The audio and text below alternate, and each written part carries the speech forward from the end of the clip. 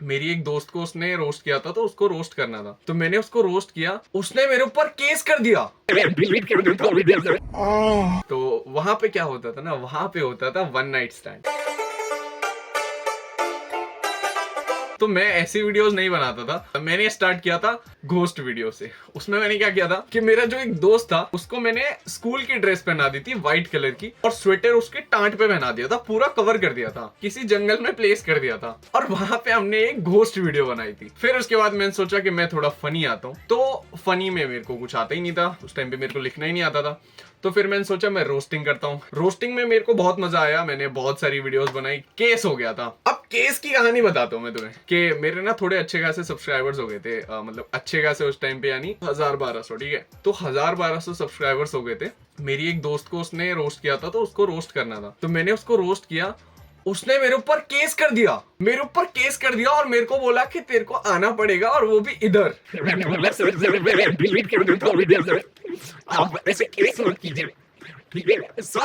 फिर उसके बाद मैंने बहुत बोला कि भाई सॉरी यार सॉरी। एक्चुअली हुआ ये था कि मैंने ना उसको बहुत गालियां दी थी उसमें, मेरे को पता ही नहीं था रोस्ट का मतलब क्या होता है। मुझे लगा रोस्ट का मतलब होता है बस गालियां दो, मैंने गालियां दी कि बहन के पकोड़े, तेरी माँ की, ये वो, बहुत गालियां दी। उस बंदे ने उस गालियों के चक्कर में सीधा मुझ पे केस ठोक दिया। अब भाई मेरी फट गई कि भाई घर वालों को पता चलेगा तो फिर तो खत्म।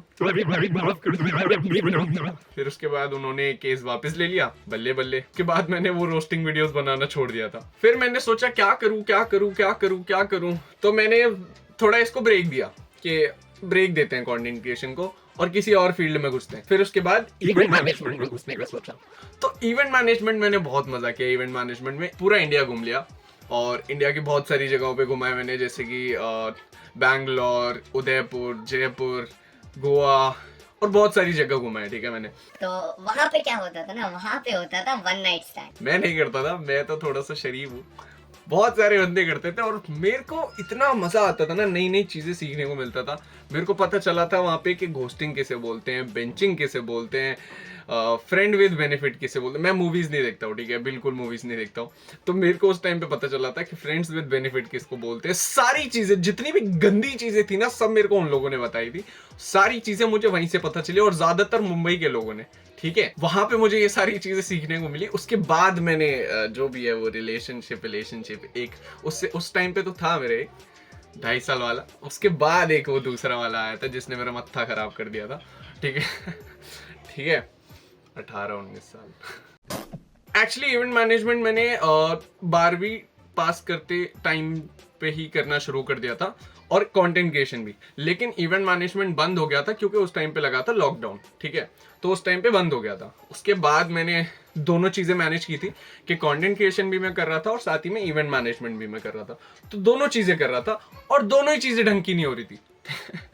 ठीक है, ना कंटेंट क्रिएशन ढंग का हुआ और ना इवेंट मैनेजमेंट। तो मैं वहां का भी नहीं रहा था और वहां का भी नहीं रहा था, मुझे कुछ भी नहीं आया। फिर मैंने एक स्ट्रैटेजी बनाई कि मेरे को किस तरह से अपना कंटेंट क्रिएशन करना चाहिए। मैंने खुद को बोला कि ये लास्ट चांस है, अगर कर लेगा तो अच्छी बात, नहीं कर लेगा तो अच्छी बात, लेकिन चल गया। और मैंने कंटेंट क्रिएशन की स्ट्रैटेजी ऐसे बनाई थी कि मैंने सोचा कि अगर मैं ऐसे कंटेंट क्रिएशन कर रहा हूँ, कि क्या होता है ना, बहुत बार कंटेंट नहीं होता अपने पास, ठीक है, आपके पास नहीं होते, बहुत सारे टॉपिक्स नहीं होते कि किस पे बनाऊं किस पे बनाऊं किस पे बनाऊं, नहीं होता है हमारे पास, रोज नहीं होता है। तो मैंने क्या किया कि स्टार्ट करने से पहले ही मैंने कम से कम बहुत सारी वीडियोस बना ली थी। जैसे मैंने रील से स्टार्ट किया, मेरे को पता था यूट्यूब पे मैं जाऊंगा, एक वीडियो बनाने में 1 हफ्ता लगता है, तो उसमें बहुत टाइम लगता है, ठीक है, यूट्यूब पे बहुत टाइम लगता है वीडियोज में। तो स्क्रिप्ट लिखना, ये करना, वो करना, बहुत सारी चीजें होती हैं, ठीक है, बहुत टाइम लग जाता है। तो मैंने सोचा इंस्टा करते हैं। इंस्टा पे करने के लिए, क्योंकि मैंने एक पॉडकास्ट देखा था, वो भी तन्मय भट्ट का, तो उन्होंने कहा था कि आप रील से स्टार्ट कीजिए, वो उससे ज़्यादा सही रहेगा, आपको मोटिवेशन भी मिलेगा। तो मैंने रील से स्टार्ट किया, और मैंने कम से कम 100 रील्स बना ली थी, 100 रील्स तैयार कर ली थी, और 100 रील्स की स्क्रिप्ट मैंने लिख ली थी पहले से। फर्स्ट मंथ में मैंने पूरी 100 रील्स अपलोड करी, और उसी मंथ में मैंने बाकी रील्स रेडी कर ली थी, कम से कम 200 रील्स रेडी कर ली थी, जो कि अभी भी मेरे पास है। और अभी भी मैं और भी रील्स तैयार करते रहता हूँ, और भी काम कर रहा हूँ, और ये स्ट्रैटेजी काम कर गई। मुझे नहीं पता था कि स्ट्रैटेजी काम कर जाएगी। तो मैंने जितना अपना कर सकता था ना, मैंने उतना सारा टाइम सिर्फ इसी चीज में लगा दिया, सुबह उठने से रात को सोने तक का पूरा टाइम मैंने सिर्फ इसमें लगा दिया। बीच में मैं जाता हूँ बैडमिंटन खेलने, और जो कि मेरी फेवरेट चीज़ है। ठीक है, मेरे को बैडमिंटन बहुत पसंद है भाई। बैडमिंटन ले जाओ, बैडमिंटन बहुत बढ़िया लगता है भाई। बैडमिंटन खेला करो तुम लोग, मजा आएगा बहुत। तो मेरे कंटेंट क्रिएशन में ना मेरा दोस्त मेरे साथ हमेशा है। ठीक है, और मेरे दोस्त के साथ मैंने बहुत सारी रील्स बनाई है, और उसने मेरे को हमेशा सपोर्ट किया है, और अभी भी वो मेरे को सपोर्ट करता है। इससे पहले वाली वीडियो में भी उसने मेरे को सपोर्ट किया।